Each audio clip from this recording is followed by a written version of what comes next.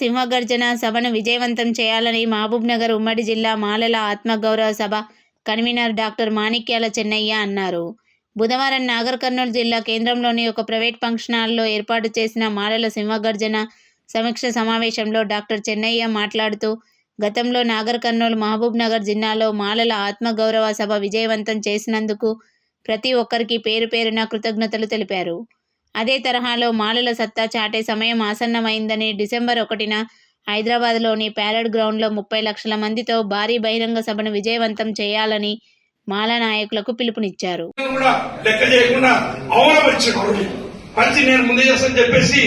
Announce చేయడం జరిగింది. అది వాళ్ళ మేరకే కాదు, మాల జాతి మొత్తం మాల జాతికి అవమానకరంగా అందరూ కూడా భావించినట్టు ఆ రోజు అందరూ ఫీల్ అయ్యారు. కాబట్టి ఇటువంటి మనకి ఎందుకంటే మొదటి నుంచి కూడా కాంగ్రెస్ మాల జాతిగా మారింది. లెక్కలో మాలలో ఎక్కువ శాతం కాంగ్రెస్ కి ఎప్పుడు ఓటు బ్యాంక్ ఉంటా ఉన్నారు. ఇటువంటి ఓటు బ్యాంక్ దెబ్బతీయాలని చెప్పి రాజకీయ నాయకులు ఈ చంద్రబాబు నాయుడు గారు కానీ అట్లా కిషన్ రెడ్డి బీజేపీ కానీ రెండు ఎప్పుడు కూడా వాళ్ళు ఏ విధంగా మాలీ జాతి తన సైడ్ తిప్పుకుంటూ ఏదైనా ఎలిషన్ చేయాలనే కుతాలను వాళ్ళు ప్రదర్శిస్తున్నారు. మరి రేవంత్ రెడ్డి తెలుసు బీజేపీ సైడ్ ఈ మతకృష్ణ ఉన్నాడు, మరి ఆయన బీజేపీ కాబట్టి మా సైడ్ మారలోనే తెలిసి కూడా మనం అనౌన్స్ చేసాం. అందుకనే మనం ఈ రోజు సభలు పెట్టి మన యొక్క ఛాలెంజ్ ఏంది, మన సత్తా ఏంది ఈ రోజు ఎవరికో కాదు మతకృష్ణ కాదు చూపించాల్సింది రేవంత్ రెడ్డి అని చెప్పేసి ఎందుకంటే రేవంత్ రెడ్డి ఛాలెంజ్ మనం చేసే సభలన్నీ కూడా. అందువరకే దీన్ని దృష్టిలో పెట్టుకుని ముఖ్యంగా నాగర్ కర్నూలులో ఒక ఛాలెంజ్ గా తీసుకుని మనం అందరం కూడా అందరూ ప్రతి తాలూకాలు ప్రతి విలేజ్ లో కూడా ఈ రోజు మన యొక్క మెసేజ్ పోయి ప్రతి ఒక్కరు ఆ రోజు సత్తా చూపించారు.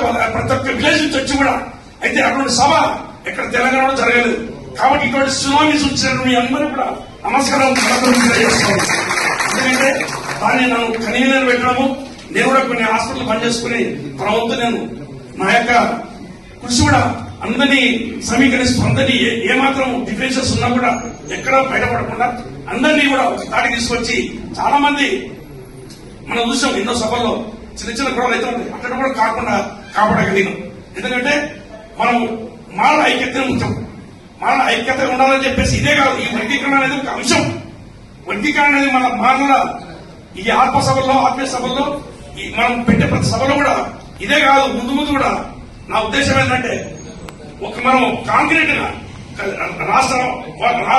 ఒక రాష్ట్రంలోనే ఒక పెద్ద సంఘంగా ఏర్పాటు చేసి ఈ చిన్న చిన్న అన్ని కూడా ఏవైతే ఉన్నావో అన్నిటి ఏకం చేసి మనం వర్గీకరణ మాత్రం ఒక భాగం దాని మీద పోరాడాలని చెప్పి. ఎందుకంటే దాని నుంచి పోయినసారి అందరికీ నష్టం జరిగింది. మానవుడికి ఎందుకు ఎట్లా నష్టం ఏంటంటే వాడు 7% మనకు చర్చగా తయారు చేశారు. లెక్క ప్రకారం చూడడానికి వాళ్ళకి 7%, మనకు 6%. బి టెక్నికల్ ఏంది, ఏ లేకపోతే బీకే రావాలి, డి ఓడి లేకపోతే మళ్ళీ బీకే ఏర్పడినప్పుడు నుంచి 14 నుంచి కూడా ఇప్పుడు దాకా లెక్కలు లేదు. ఆ లెక్కలు తీయాలి.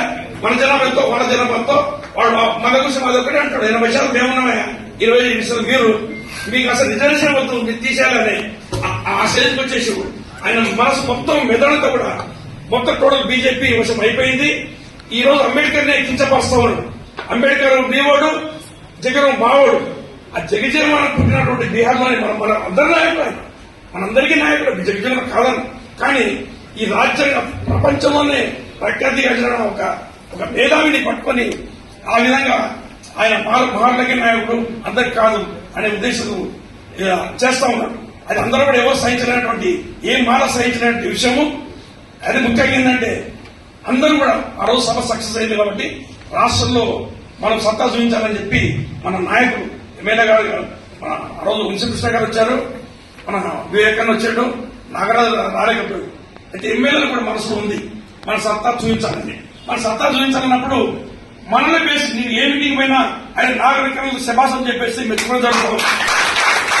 ఇది ఎవరితో కాదు, మీరందరూ కూడా ఈరోజు కమిట్మెంట్ గా ప్రతి ఎక్కడ దూరం నుంచి చాలా దూరం నుంచి ఉన్నామో వాళ్ళకి కేటాయించేసి వాళ్ళ ఇల్లు కట్టించాలి, వాళ్ళ పిల్లలు చదువు చెప్పాలని చెప్పి మనమే అంటున్నాం.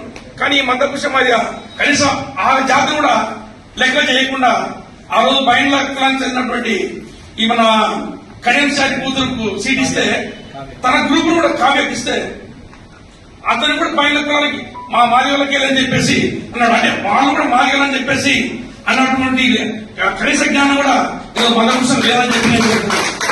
ఎందుకంటే ఇప్పుడు నిజంగా చెప్పాలంటే మన ఈ ఉన్న సబ్కులాలు మాత్రం అందరూ మాదిగలే ఊళ్ళో ప్రతి ఊళ్ళో తెలుసు.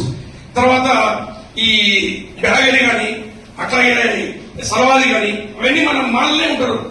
ఒకటి ఎవరు మ్యారేజ్ చేసుకోవడం అసలు ఉపకులు కానే కాదు.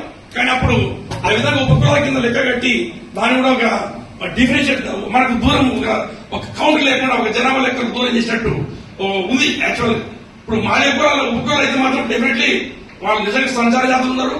వాళ్ళు డెవలప్ కాలేదు. వాళ్ళు రిజర్వేషన్ పడాలి పొందే ఆస్కారమే లేదు. ఎందుకంటే వాళ్ళ చదువులు చదవాలి, కనీసం ఇంట్లో ఉండాలి. ఇంటర్మీడియట్ అవుతేనే రిజర్వేషన్ పడాలంటూ డిమాండ్ ఎప్పటికీ చేయమంటున్నాం. అయితే ఇదే డెసిషన్ ఆ రోజు అసెంబ్లీలో రేవంత్ రెడ్డి గారు ఆయన కూడా చక్కలు గుర్తుకుంటూ ఓహో మాదిగలకు